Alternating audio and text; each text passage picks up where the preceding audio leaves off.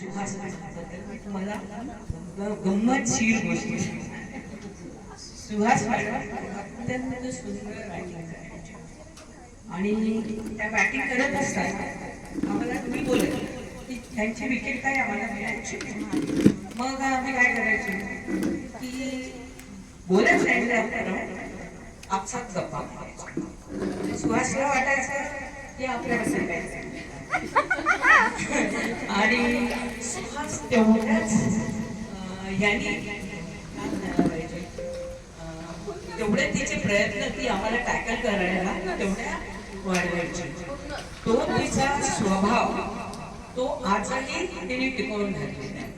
तिला रिडिक्यूल करणारे बरेच लोक तिला मिळाले असतील. तिने अगदी छोटं काम चालू केलं होतं. तिला तेव्हा ग्राउंड मिळत नव्हतं. लोकांच्या शाळेच्या मुली पकडून तिने शिकवलं. लोकांनी त्याची गंमती केली असेल की अरे काय म्हणजे विमेन क्रिकेटर्सला कोच म्हणून एक्सेप्ट करणारे लोक पण तेव्हा तेव्हापासून ती हे कोचिंगचं काम करते आणि तिने बनवलेल्या क्रिकेटर्स विदर्भाचा मान झोन पर्यंत वाढवतात आणि मोना मेश्रा ही इंडिया सुद्धा त्याच्यामुळे तुम्ही एक बेस्ट अकॅडमीमध्ये बेस्ट कोचकडे शिकताय हे लक्षात घ्या आणि त्यात तुमच्या कोचचा तेवढाच मान ठेवा आणि त्यांचं नाव मोठं होईल यापेक्षाही मोठं होईल असा प्रयत्न करा असं मी तुम्हाला सल्ला देईन. आता मी केव्हा पण बोलते तर मी मुंगीची गोष्ट नक्की समजा. तर मुंगीचे अनेक गुण मला खूप आवडतात.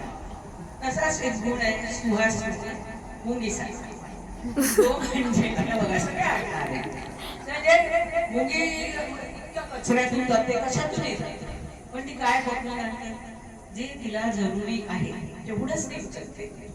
ती आणते का त्यात एवढा मोठा रवा पडला आहे पण त्याच्यातून बरोबर साखरेचा कण उचलण्याची कला जिच्यात असते ती मुंगी आपली सुहास आहे.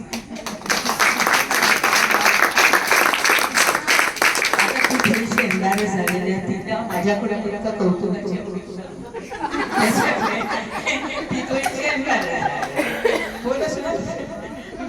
पण तरी पण हे ग्राउंड तयार करायला तिने जी मेहनत केलेली आहे तुमच्या सगळ्यांच्या समोर ती आहे. त्याच्यामुळे या ग्राउंडला इथपर्यंत आल्यानंतर अजून पुढे ते कसे जाईल ते फक्त प्लेयर्स मिळू शकतात. अकॅडमी बांधणं सोपं आहे. कोचिंग करणारा कोचिंग तुम्हाला आता फक्त तुमचा प्रयत्न. मॅडमने सांगितलं फिटनेस. आजच तुम्ही पाहिलं 100 ग्रॅम काय फरक करू शकतो. गोल्ड मेडल गेलेलं आहे कारण काय कुठेतरी कोचच्या काहीतरी चुकी थोडीशी झाली असेल कोच त्याच्यामुळे सगळे जे लोक तुम्हाला ट्रेन करतात त्यांचं इम्पॉर्टन्स काय आहे हे तुम्ही लक्षात घेतलं पाहिजे. बरेचदा अजून एक गोष्ट सांगते ती पण तुम्ही ऐका. ती म्हणजे तुम्हाला सल्ला कोण देतो हे फार इम्पॉर्टंट आहे.